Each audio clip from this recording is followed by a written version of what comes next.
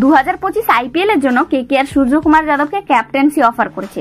দেখো 2024 সালের আইপিএল পর্যন্ত সূর্যকুমার যাদব কিন্তু মুম্বাই ইন্ডিয়ান্স টিমের হয়ে খেলেছে, তবে তার আগে অবশ্য সে কেকেআর এর হয়েও খেলেছে, কিন্তু এখন সে ইন্ডিয়ান টি20 টিমের ক্যাপ্টেন হয়েছে।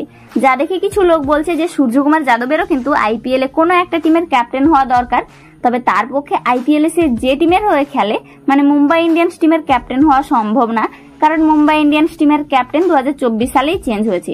রোহিত শর্মা থেকে ক্যাপ্টেন্সি নিয়ে হার্দিক পান্ডিয়াকে দেওয়া হয়েছে, যা নিয়ে কিন্তু 2024 সালে একটা বড় কন্ট্রোভার্সি হয়েছে সোশ্যাল মিডিয়া জুড়ে।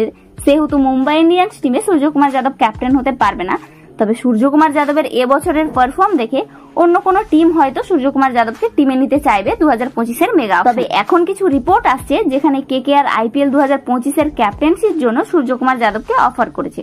দেখো এবছর যেহেতু মেগা অকশন রয়েছে, তাই প্রত্যেকটা টিমের ভালো ভালো প্লেয়ার এদিক ওদিক হতে পারে।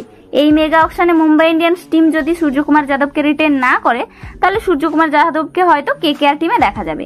এবছর 2024 আইপিএল এ কিন্তু কেকেআর আইপিএল ট্রফি নিয়েছিল, ক্যাপ্টেন ছিল শ্রেয়স আইয়ার। তাহলে 2025 আইপিএল এ শ্রেয়স আইয়ারের বদলে কি সূর্যকুমার যাদবকে ক্যাপ্টেন রাখা উচিত?